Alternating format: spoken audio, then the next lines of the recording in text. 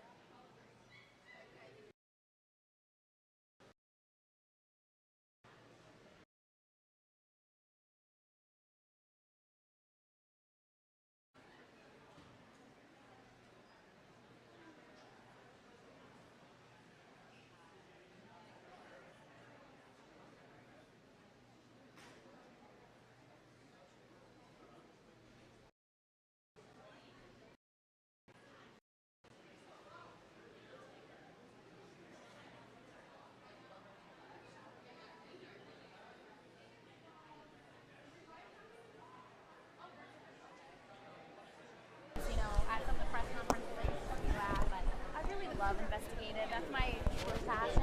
Yeah. I honestly came into the station with that goal in mind, and I didn't think it would actually happen quickly today, but you know what happens. Turnover, and then comes up sooner than you expect. So, grateful for that. Knowing speaks highly of you. Oh, thank you. I appreciate that. I mean, sometimes it's just the luck of the draw, though, you know? It's sometimes you can be great, but if somebody before you doesn't leave, you're stuck in the same position. And in my case, it just happened to line up. The stars kind of aligned. So. Who was it? Jessica Bruno got out of the industry. Yeah, she decided to. She was kind of split between wanting to stay home and take care of her daughter, her young daughter, and you know, just the grind of TV news. So she decided to take a step back from news, at least for now. Her daughter's, I think, either 1.5 or 2, so she's really little. Yeah, so it was hard for her to just, you know, constantly have to put her in daycare or leave her with family. So no, it's not. So she decided to, you know, again, maybe at least just temporarily get out of the business. But she was one of our investigative reporters, and so that left an opening. So very cool. Yeah. Thank you. I appreciate that. But I see you all over the place. You're always at things. This story is nice because I live around the corner, so. Oh, that's really nice. Oh, that's perfect. This is actually, weirdly enough, my first time being at Big Dog Ranch. Oh, really? Yeah, because I mostly cover the Treasure Coast. So even when I do day turns, it's usually up there. But we had reported a lot. Do you remember the Nikki Camerlenko case, that dog abuse? It was like that dog trainer up there. Yeah. So, you know. So this would fall into that, right? Sort of. The second one would, not the animal abandonment, but where it would strengthen criminal penalties. That would definitely affect her case for sure. So that's, you know, kind of a plus.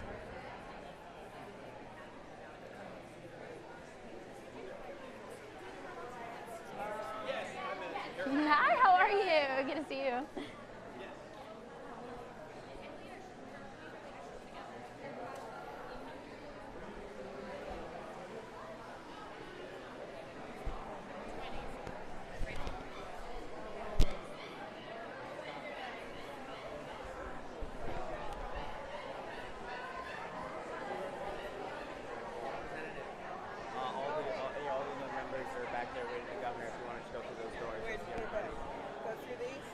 Those 2 doors, yeah. Okay. Thank you, sweetheart. I guess Austin will stay here.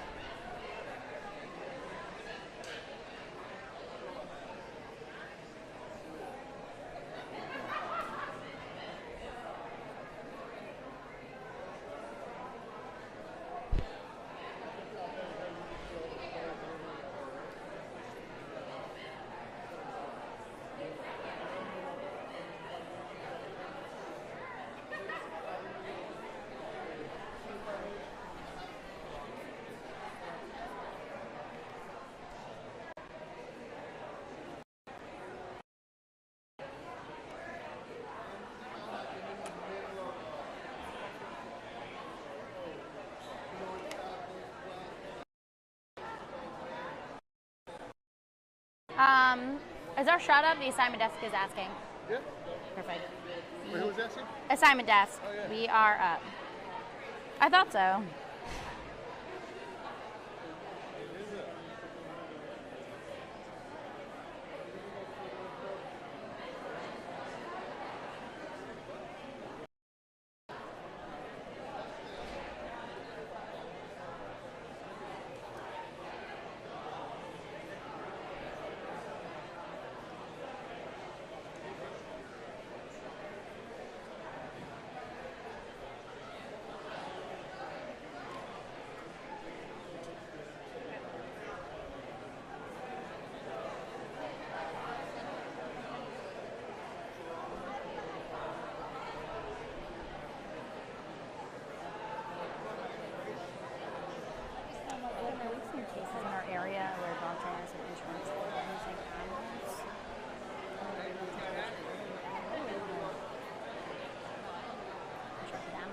cases in our area where dog trainers have been charged with animal abuse, but in Florida there's no required training, certification, or licensing beyond a basic business license. There's this lack of oversight, something that you and lawmakers would consider addressing to continue to protect animals.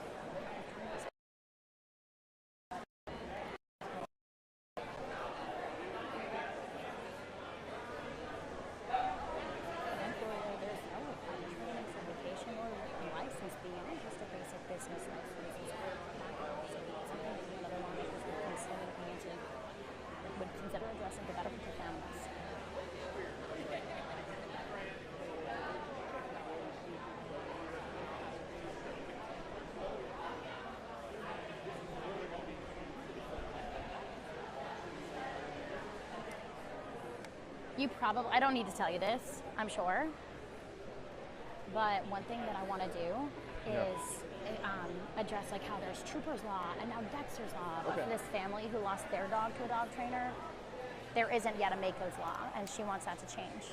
So if we can for sure just make sure to get pictures of that or video of that, and I'm sure you will anyway, but I probably will specifically write to both of those posters. I'm gonna do it right now. You're amazing. You don't do it right now. You're amazing.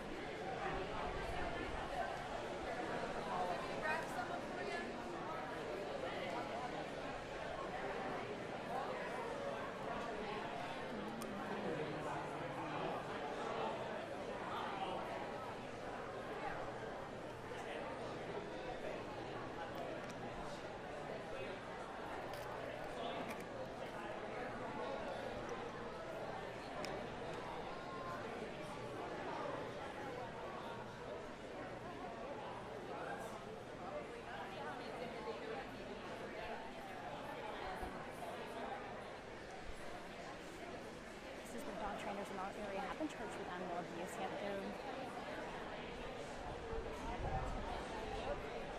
but in Florida, there's no required training, certification, or licensing other than just a basic business license. This isn't the case for many other industries. The opposite. Given that many other professions require basic oversight or credentials, is that something that you and other lawmakers would consider addressing?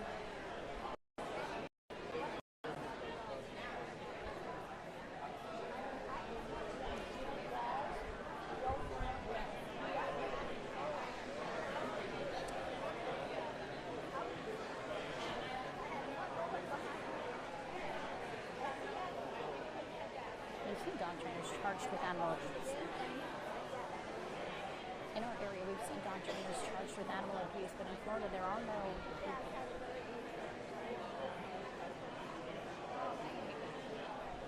But in Florida, there's no required training, certification for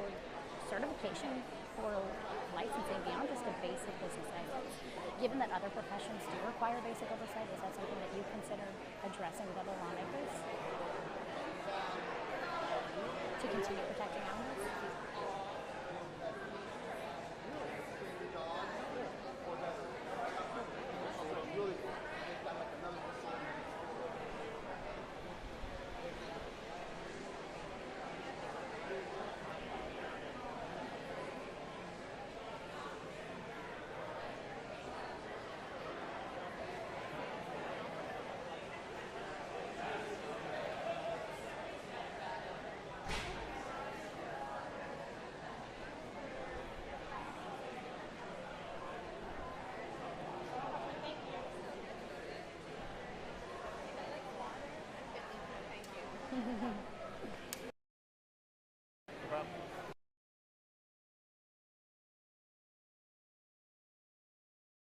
I can't get over these puppies. How cute. No, I was walking around just getting footage of them. just in Nice. case. I don't know if we're gonna use it, but it's there.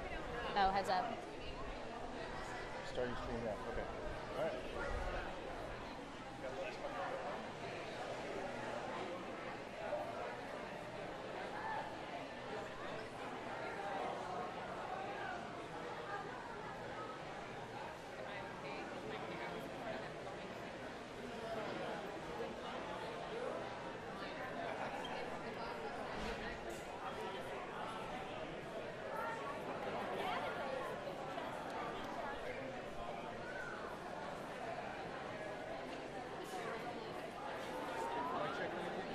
Mic check. Mic check. 3, 2, 1. I'm Kate Hussey. 3, 2, 1.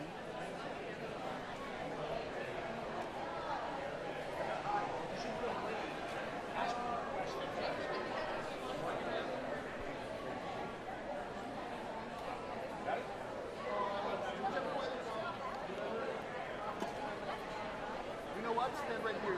I like the.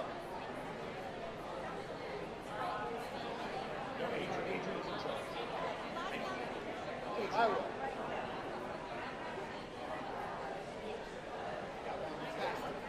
¿Cómo le va? Yo los atendo. Tu nombre y apellido. Susan S-U-Z-Z or S? And how should I put you on screen? Is that your name, Susan? That's actually my dog.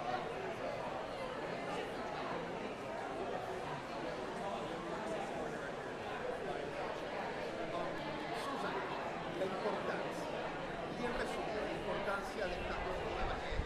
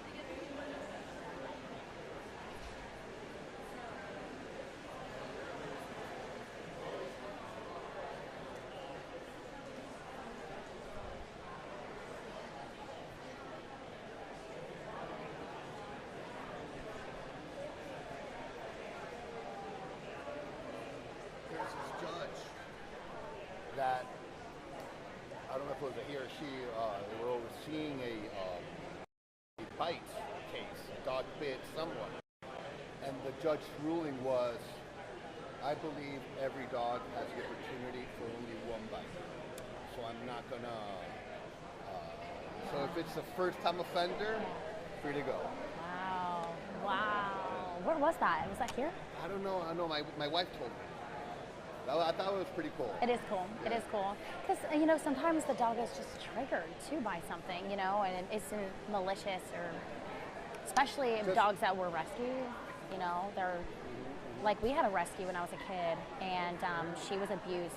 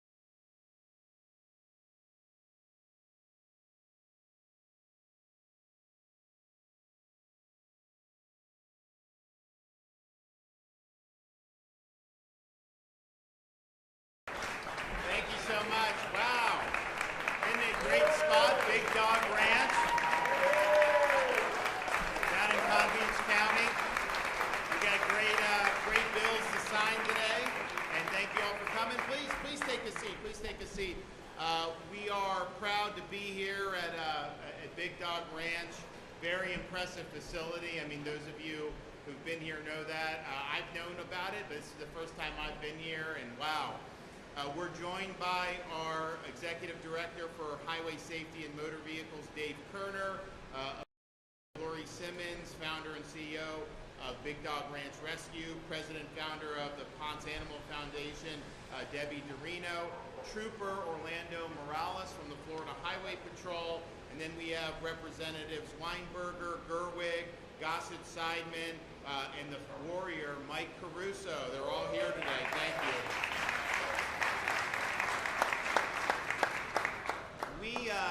I think most people have a very soft spot in their heart for legged friends, and this is something my wife, and I mean really she's led it, but since the time we were married, she's been involved in fostering and helping rescue dogs. I remember I pick up from a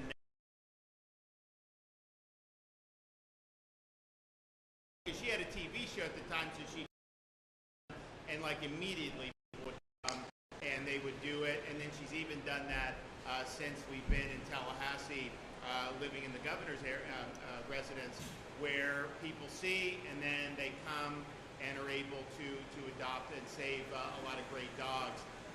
You know, there's some of these places where they have these kill shelters, and that's where they really go to try to rescue those and save those dogs. And I know that there's been so many people throughout Florida that have been involved in assisting those efforts. This place here is obviously really, really special.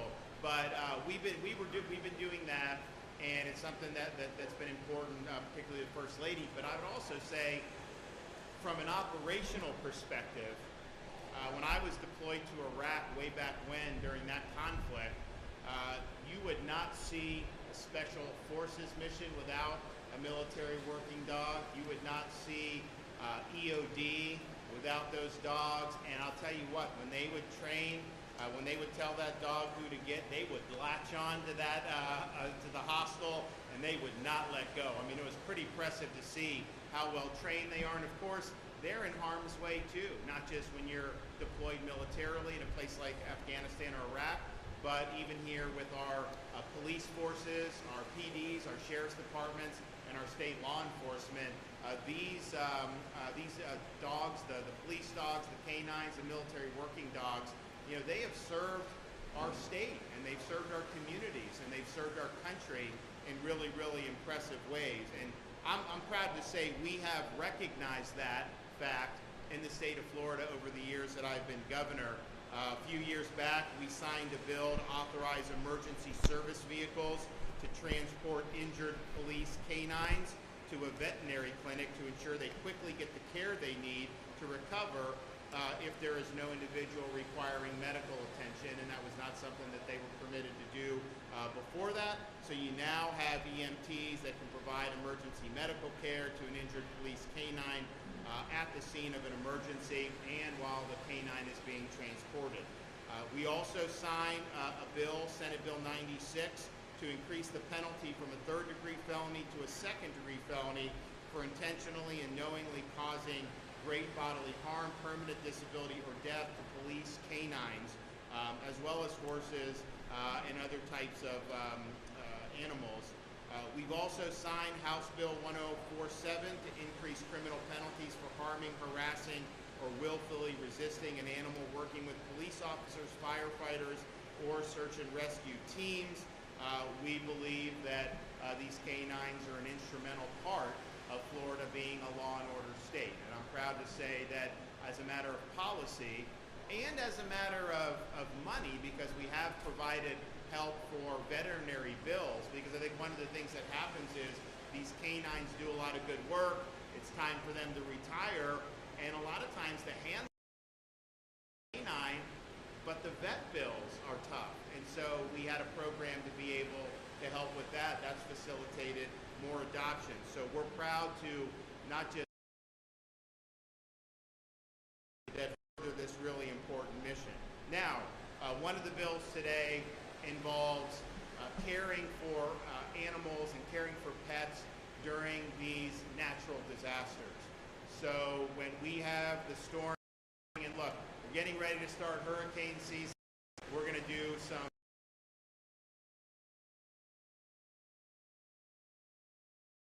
now. I am hoping that we get a break this year. I mean, we had 6 major.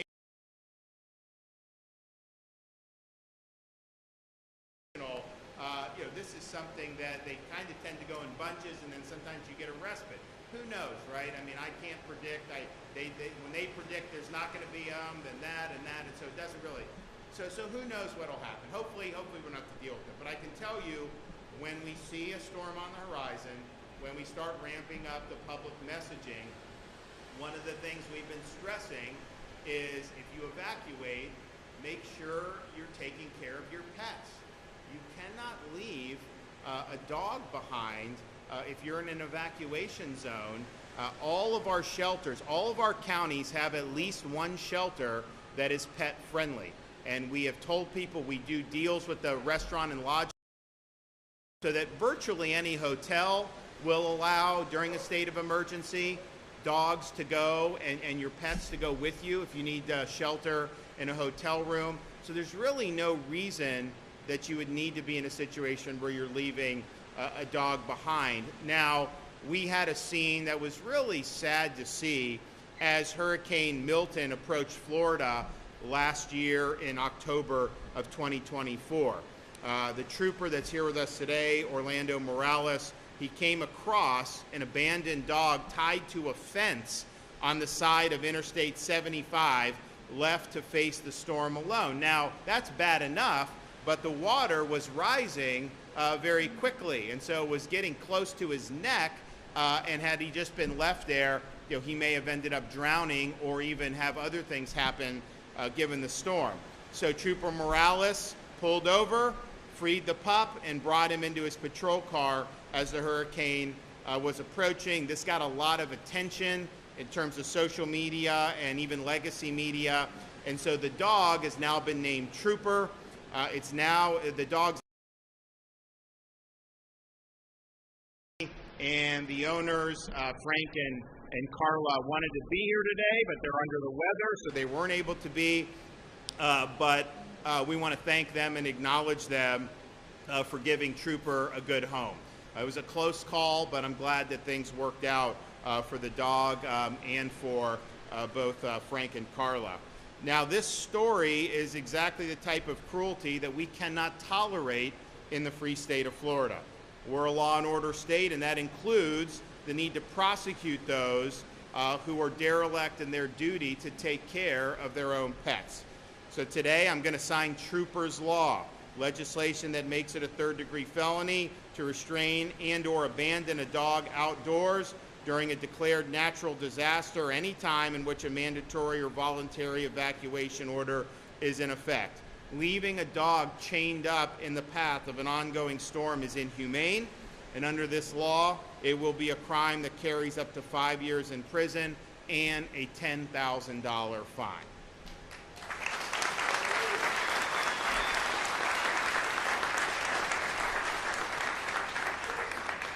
The bill also codifies penalties for failing to provide confined animals sufficient food, water, and exercise, and for abandoning an animal as misdemeanors of the first degree with similar fines.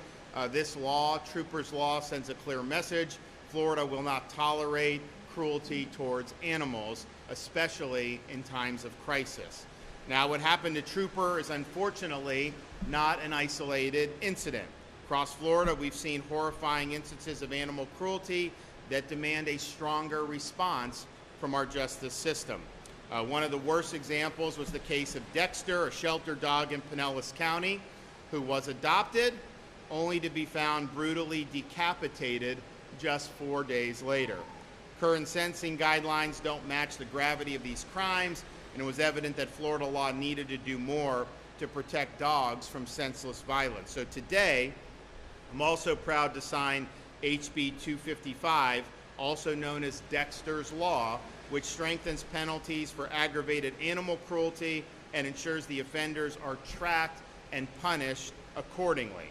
The bill will apply a sentencing multiplier, and it also creates its Florida's first ever animal abuse database, making sure that shelters and the public have a right to be made reasonably aware of individuals convicted of animal cruelty in their community.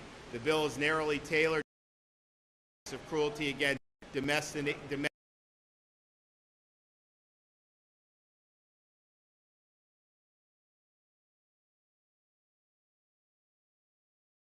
I want to thank the members of the legislature that supported this legislation. I think Florida will be better off once it's signed and enacted into law, and it just shows that when issues arise, Florida steps up, we lead, and we get the job done. And with that, we'll hear from some of our speakers. So we'll start with David Kerner from Palm Beach County. Thank you, Governor, and thank you for your leadership on not just this very important issue, but all the issues that face the state of Florida and our beloved Floridians.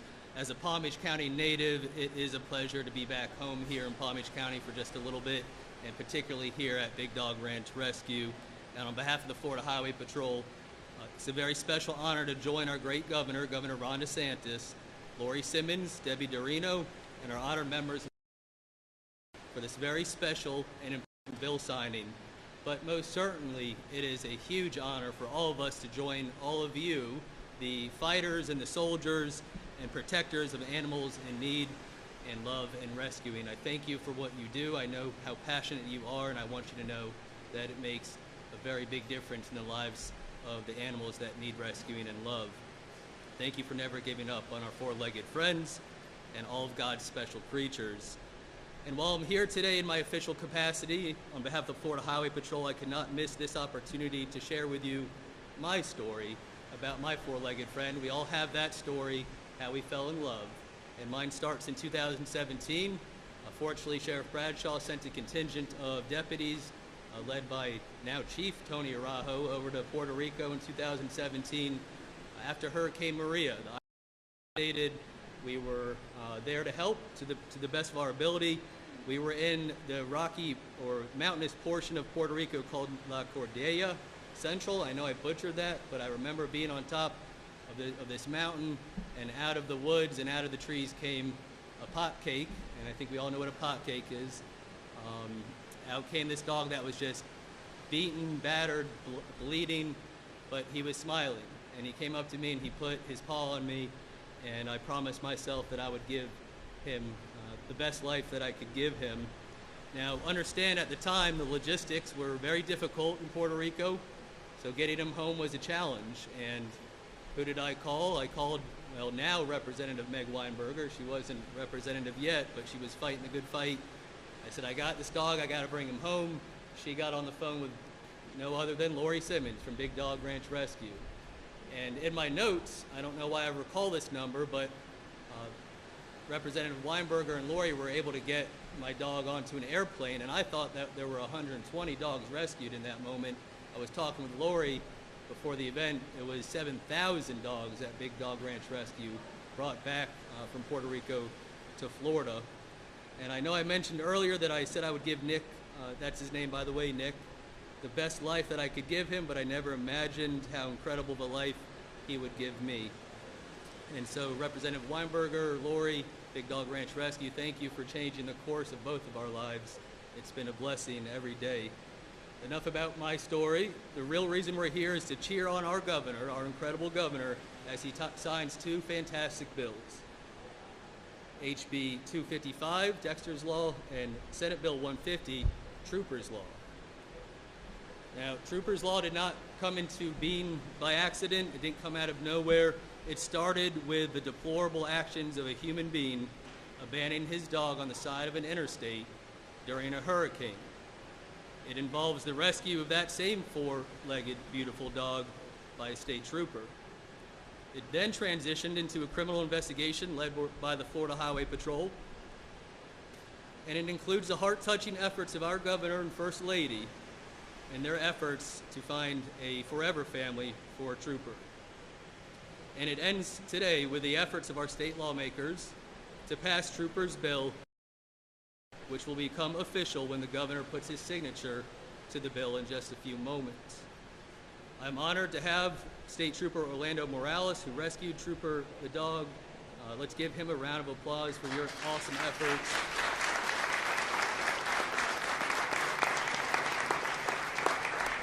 Trooper Morales exhibits professionalism and heroism, which is the mark of a Florida State Trooper and all of our law enforcement officers in the state of Florida. But I cannot leave this momentous occasion without thanking each and every one of you in the crowd here today, including the governor and the First Family, for being soldiers and protectors of our rescue animals and our rescue organizations. It is not an easy fight, and I know sometimes it feels like it would be easier to just give up after all the pain that we've seen with the way that people treat and abuse these animals. But you never give up. And as long as we don't give up, neither will our rescue animals, who give us hope and a future for their incredible lives. Governor, thank you, not just for your official actions and leadership on this issue, but in your private life and your family life as well. I cannot tell you how surreal it has been to walk into the governor's residence or the governor's official office and have a rescue dog pouncing around as we do the business of the people of the state of Florida. How someone treats an animal speaks volumes of their character, and your family's character, and the character of the people who rescue animals is beyond reproach.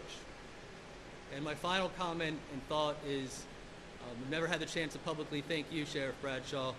In 2024, we had a canine. His name is Diesel. He works right here in Palm Beach County. Trooper Canine Diesel was overcome with heat and exhaustion, and he was going to pass away. I didn't know who else to call. I actually reached out to Representative Weinberger. They told me that the dog was going to pass away if it didn't get to Gainesville. Our trooper, the canine handler, was going to drive that dog, Diesel, to Gainesville. We knew that that would not be a good ending to that story. And so you intervened and you allowed your pilots and your resources in your helicopter to get Diesel to the care at the University of Florida, and you saved his life.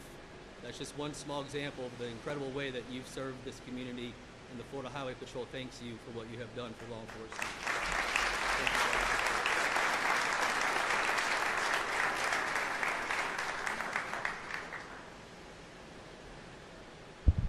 First, thank you, Governor DeSantis, for coming to Big Dog Ranch. This is a historic moment for all of us. Shane, can you hear me? Oh,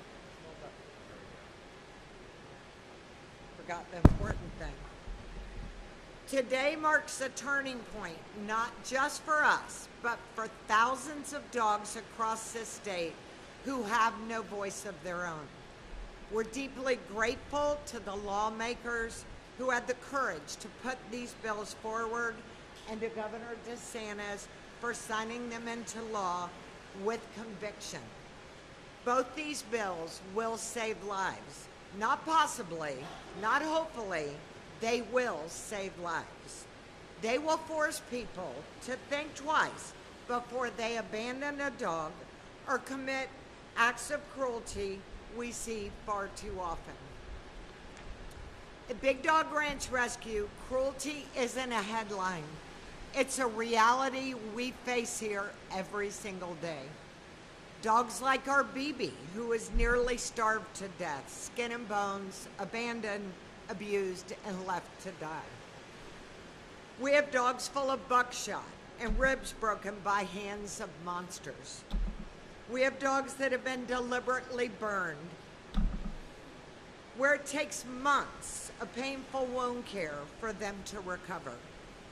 Another recent case just a few weeks ago of 3 Chihuahuas who were horrifically dragged behind a truck until they had no skin.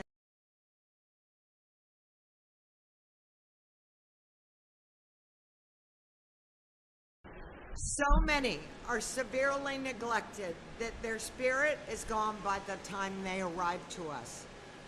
Others, bred to the point of collapse, living in horrific conditions, in small cages, never touching the ground or seeing the light of day, all to put money in the pockets of backyard breeders and puppy millers who care more about profit than these dogs' lives. This legislation is a signal. Enough is enough. Animal abuse must end. Those who hurt animals must be held accountable. Animal abuse is not rare. It is rampant, and it must be stopped. People who abuse animals need to be held accountable. No more slaps on the wrist, no more loopholes. You abuse an animal, you face real consequences, period.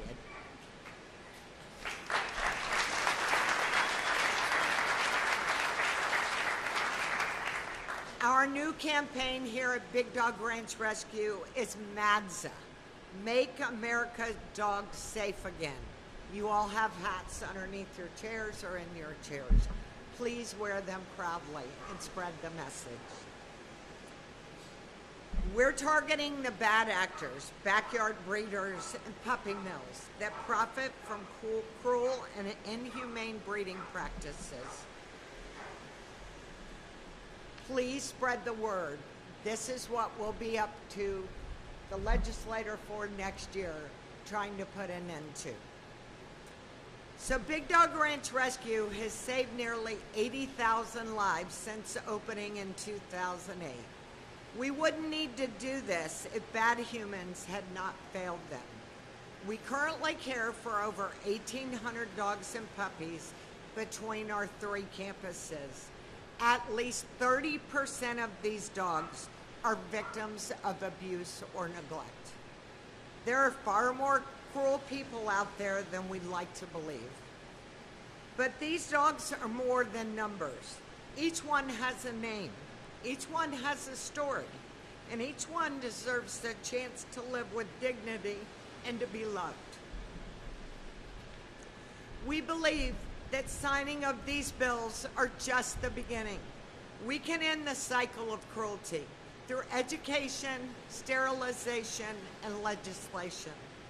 Together, we can build a future where no dog is left behind. We are proud of this moment, but make no mistake, we're just getting started. Next year, we'll be back, fighting for more protections, pushing for tougher laws, because every dog deserves better.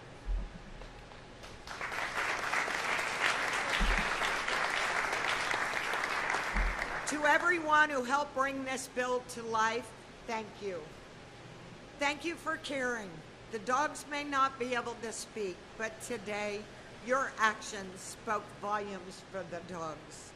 Thank you again, Governor DeSantis, not only for signing these critical bills into law and being a strong voice for the dogs, but for giving one of our own, Libby, a puppy mill survivor, the loving home she deserves.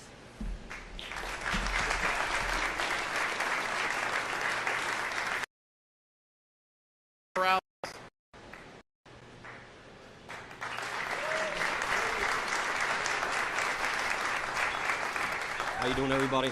Can y'all hear me pretty good? All right, I don't know why I'm a little nervous now, but good morning. A little louder. Can y'all hear me better now? All right, good morning, everybody. So just to give y'all a little synopsis of my encounter with Trooper. On that day, on that morning, it appeared to be less traffic due to the prior days of evacuations. So thankfully I was available, and if anybody's familiar with the Tampa area, I was at the junction of I-75 and Interstate 4, and I sure enough just seen a indicator of a call that just came available, and it was a call of a distressed animal tethered down to a fence or a pole.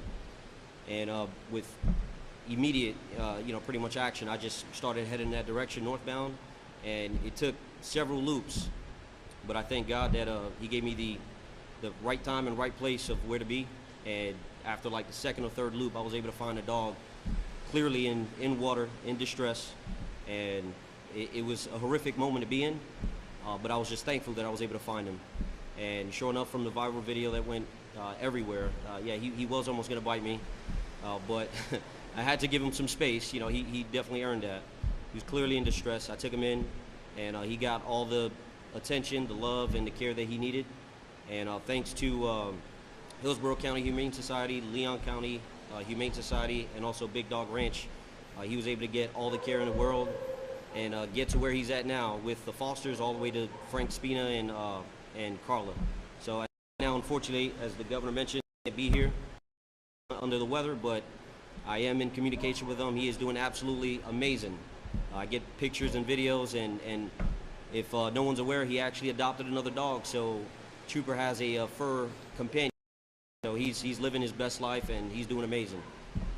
And I want to just say thank you to Executive Dave Kerner, Governor Ron DeSantis. I want to say thank you to the Leon County Humane Society, Big Dog Ranch, and I want to say thank you to the state attorneys and the legislators and also every single one of y'all here, everyone that's going to be watching this as well, because if it's not for any of y'all wouldn't be shedding a light on something that's a traumatic, and with every other experience that goes untold and unheard. So thank you all, and thank you all for allowing me to be a part of this.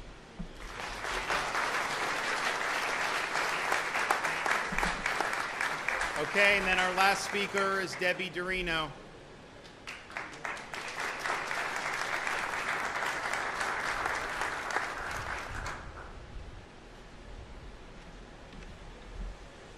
Thank you, Governor DeSantis, for giving me the opportunity to share the story. For those of you that don't know me, my name is Debbie Dorino. I am the person behind Dexter's Law. I am also the person behind Ponce's Law from 2018, which is your felony animal cruelty statute for the state of Florida, which also allows, at the court's discretion, to ban you from owning an animal if convicted. Dexter's Law is named after a dog named Dexter who was adopted from the Pinellas County Animal Shelter and killed in a most horrific way. Dexter's Law has two key provisions related to animal cruelty in Florida. First, the FDLE will be required to maintain a public, searchable online database listing the names of individuals convicted or who have pled guilty or no contest to animal cruelty offenses. There are only a handful of databases across our country at this present time. Second, the bill modifies the criminal punishment code to impose a sentence multiplier of 1.25 for aggravated animal cruelty involving the knowing and intentional torture or torment of an animal that results in injury, mutilation, or death. Importantly, as Governor DeSantis stated before, this enhanced sentence provision does not apply to animals used for agricultural purposes or captive wildlife. See it around animal cruelty offenses and provide stricter penalties for severe cases of animal abuse. By creating a public animal abuse database, and mind you, it's not a registry, it's a database, nobody's registering, and implementing more significant legal consequences, Dexter's Law seeks to deter animal cruelty and hold offenders more accountable for their actions.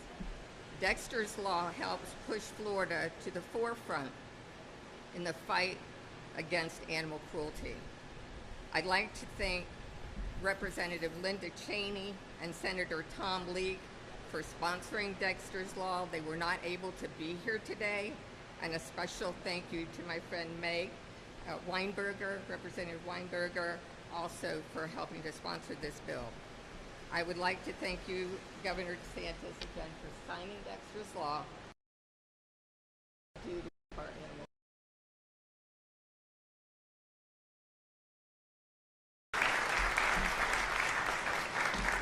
Well, appreciate everybody speaking. I think it's great, and you know, there is a lot more work to do.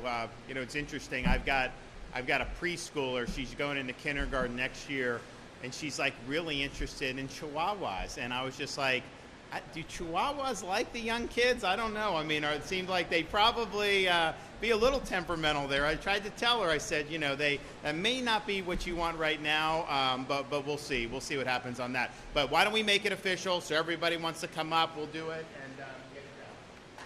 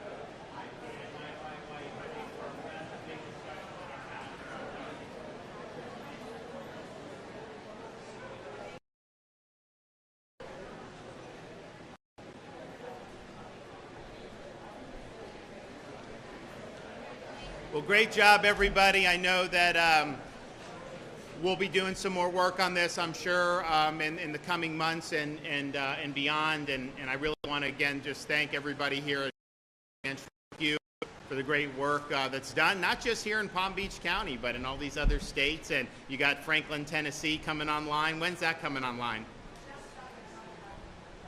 Okay, so, so it's in the works. So that's really... Texas and Alabama are full swing. Franklin, Tennessee, outside of Nashville, is en route. Okay, we got any questions before I leave? Yes, ma'am. Governor, in our area, we've seen some cases of animal abuse, or I should say dog trainers charged with animal abuse. But in Florida, there's no required training or certification or even licensing for those dog trainers beyond just a basic business license. Given that many other professions do require oversight, is that something that you and other lawmakers would consider addressing? Do you, did you hear that question about, is there an issue with the dog trainers, do you think? Okay. Well, look, I mean, I think, like, Lori says that maybe need to be something that you look at.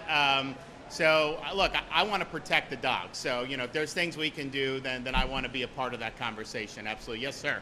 Thank you, Governor. Hey. Just off topic with respect to the budget battle happening up in Tallahassee, can you elaborate for us the latest on that? Any progress there? So the legislature has really one duty, it's to do appropriations and do a budget. That's the only thing they have to do. Legislation like this is nice, but they're not constitutionally mandated to pass policy changes. They are mandated to do the budget. It should have been done at the beginning of May. I don't think they have an agreement, but we're going to have to get this done. And so traditionally, I've kind of let them do these things. But there obviously is going to come to a point where we're going to say enough is enough and we're going to get it done. So it will get done one way or another. Yes, ma'am.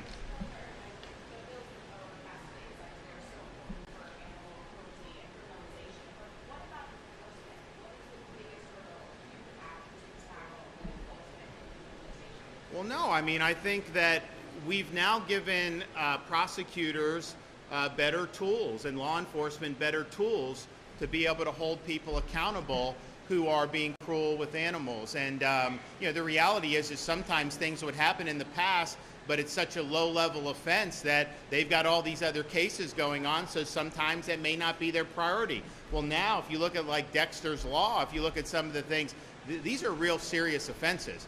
And so I think it's being treated with the gravity that it deserves. Harming, obviously the offenses against other human beings are what most of the criminal law is geared toward, and rightfully so. But I do think people look at that and say, wait a minute, we have a responsibility to look after these animals, particularly these dogs, who need human beings. They're caring for them. And if you're not going to do that and even go beyond to commit harm against one of these innocent dogs, then you need to be held accountable. And I do think it's going to be a deterrent as people see that this happens. And I know they did the thing with Trooper. When that happened, the state attorney in Hillsborough County, she pursued it, Susie Lopez. And I think that made a big difference. So these are the tools. Obviously, you got to be able to prove a case and all that. But as long as it's a viable case, I think you see people.